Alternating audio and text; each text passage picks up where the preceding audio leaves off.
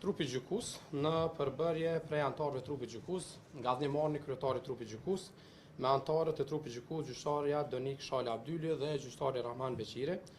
pas këshillimit dhe votimit, kanë shmuar se nuk nevojitet që përsëri të hapet shërtimi gjyqësor për plotësimin e procedurës ose për sqarimin e ndonjë çështje konkrete,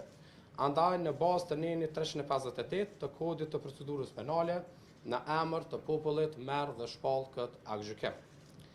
Të akuzuarit Blagoje Spasojević, Vladimir Tollish, Dušan Maksimović, me të dhënat si në procedurval të shërtimit gjyqësor, të gjithë të lartësekurit janë fajtor.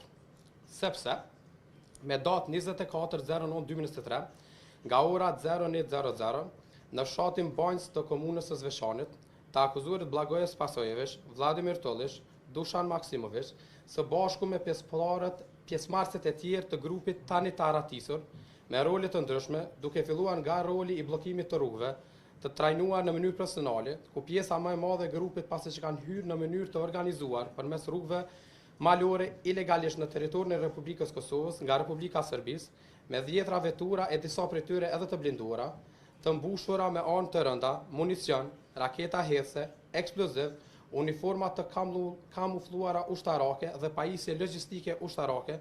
fillimisht kanë bllokuar rrugët tek ura e fshatit me 2 kamion, pastaj janë fshehur dhe kanë zënë pozicionet e tyre dhe pasi që kanë ardhur zyrtarët policorë të Republikës Kosovës për të hequr kamionët dhe liruar rrugën, në ato moment i kanë sulmuar me eksploziv dhe armë të rënda, me rast tek ura e fshatit ka mbetur i vrarë zyrtari policor Afrim Bunjaku, si dhe është plagosur zyrtari policor Alban Rashiti, e janë lënduar zyrtarë të tjerë policor Çlirim Shashiri, Mirsad Kryziu, Sadat Dushi, son ky i cili ka vazhduar deri në orën 15, ku shumica dërmuese e këtij grupi janë aratisur në drejtim të rrugëve malore për në Republikën e Serbisë. E gjithë kjo me qëllim që seriozisht të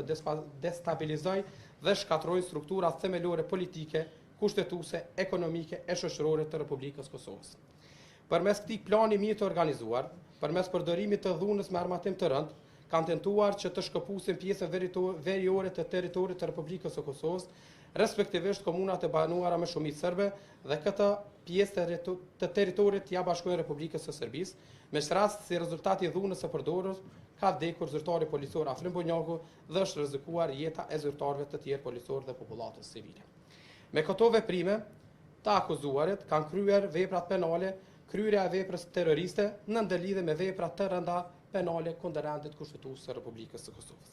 Në mbështetje të dispozitave të kodit penal të Republikës së Kosovës dhe kodit procedurës penale, kjo gjykatë shqipton dënimet si vijan. Të akuzuarin Blagoje Spasojević e gjykon me dënim me burgim të përjetshëm. Në dënimin e shqiptuar me burgim i llogaritet koha e kaluar në masën e paraburgimit. Të akuzuarin Vladimir Tollish e gjykon me dënim me burgim të përjetshëm.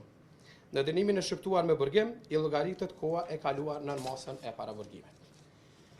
Të akuzuarin Dušan Maksimović e gjykon me dënim me burgim në kozgjatje për 30 viteve. Në dënimin e shqiptuar me dënimin me burgim llogaritet koha e kaluar në masën e paraburgimit.